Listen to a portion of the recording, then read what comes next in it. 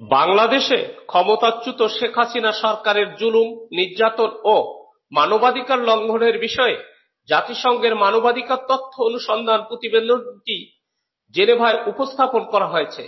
বুধবার 5ই মার্চ বাংলাদেশ সময় সন্ধ্যা 6টার পর জাতিসংঘের মানবাধিকার বিষয়ক হাই কমিশনার ভলকার তুর্ক এটি উপস্থাপন করেন।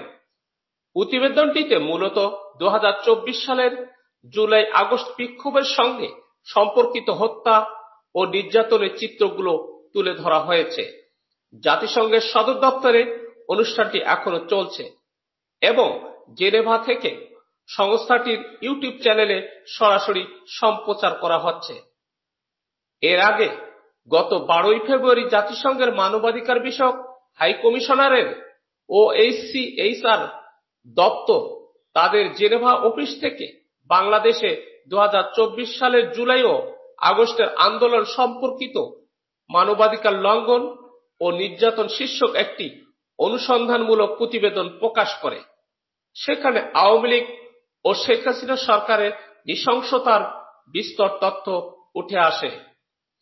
জাতিসংঘের তথ্যানুসন্ধান দলের ওই প্রতিবেদনে বাংলাদেশে ছাত্র জনতার অভ্যুত্থান ঘিরে জুলাই ও আগস্টে যেসব মানবাধিকার লঙ্ঘনের ঘটনা ঘটেছে সেগুলো তুলে ধরা হয়।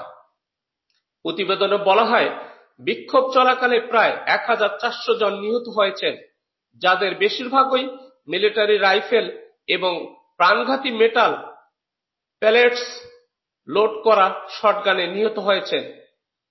প্রতিবেদনে উল্লেখ করা হয়, এ ধরনের শটগান সাধারণত বাংলাদেশের নিরাপত্তা বাহিনী ব্যবহার করে।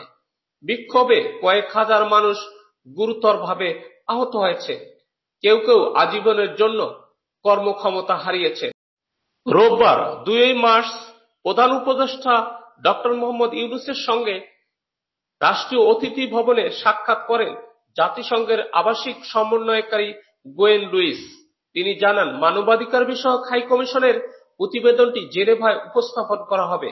পাশাপাশি বাংলাদেশে জবাবদিহিতা, ন্যায় বিচার ও মানবাধিকারের বিষয়ে সুপারিশ নিয়ে সদস্য রাষ্ট্র ও বিভিন্ন সংগঠনের সঙ্গে আলোচনা করা হবে।